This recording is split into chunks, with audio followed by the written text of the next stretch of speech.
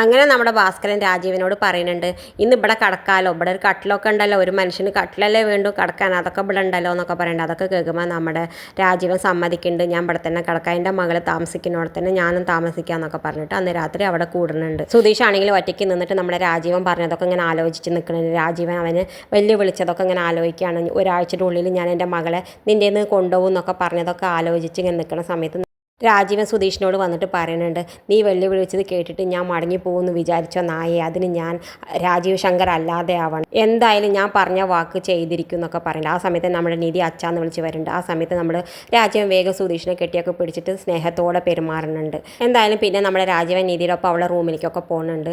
വീടൊന്നും ശരിയല്ലെങ്കിലും മോളെ നിനക്ക് ഇവിടെ ഒരു റൂമൊക്കെ ഉണ്ടല്ലേ, എന്ത് കുഴപ്പമുണ്ടെങ്കിലും എന്ന് പറയുന്നത്. അതിന് നിധി പറയുന്നത്, അതിനച്ഛാ എനിക്കിവിടെ യാതൊരു കുഴപ്പമില്ല, എനിക്കിവിടെ നല്ല സുഖമാണ് എന്ന് പറയുന്നത്. നമ്മുടെ വീടിനെ പോലെ തന്നെ എനിക്കിവിടെ സുഖമാണെന്ന് പറയുന്നത്. ഇതൊക്കെ കേൾക്കുമ്പോൾ നമ്മുടെ രാജീവനാണെങ്കിൽ വല്ലാത്ത ദേഷ്യം വരുന്നുണ്ട്. എന്തായാലും പിറ്റേ ദിവസം നമ്മുടെ രാജീവൻ നീക്കണം മുന്നേ നമ്മുടെ സുഭാഷേട്ടൻ ബാത്റൂമൊക്കെ വൃത്തിയാക്കുന്നുണ്ട്. ഇതൊക്കെ കാണുമ്പോൾ നമ്മൾ നിധിക്കാണെങ്കിൽ വല്ലാത്ത വിഷമമാവേണ്ടത്, എന്തിനാ സുഭാഷേട്ടൻ അപ്പോൾ അതൊക്കെ വൃത്തിയാക്കണമെന്ന് പറയുന്നുണ്ട്. ആ സമയത്ത് നമ്മൾ സുഭാഷേട്ടൻ പറയുന്നത്, ഇതൊക്കെ ഞാൻ എപ്പോഴും ചെയ്യണ ജോലിയാണ്, മോളെന്ന് കുറച്ച് കൂടുതൽ ചെയ്യുന്നതല്ലോ, അതൊന്നും നീ കാര്യമാക്കണ്ട എന്ന് പറഞ്ഞിട്ട് വേഗം അടുക്കളയിലേക്ക് പോകുന്നുണ്ട് ഭക്ഷണമൊക്കെ ഉണ്ടാക്കാൻ. ഇത് കാണിച്ചുകൊണ്ടാണ് ഇന്നത്തെ പ്രൊമോ അവസാനിക്കുന്നത്. ഇതുപോലുള്ള പ്രൊമോ വിശേഷങ്ങൾ നിങ്ങളുടെ മുന്നിൽ എളുപ്പത്തിൽ എത്താൻ ഈ ചാനൽ ഒന്ന് സബ്സ്ക്രൈബ് ചെയ്യാൻ മറക്കരുതേ.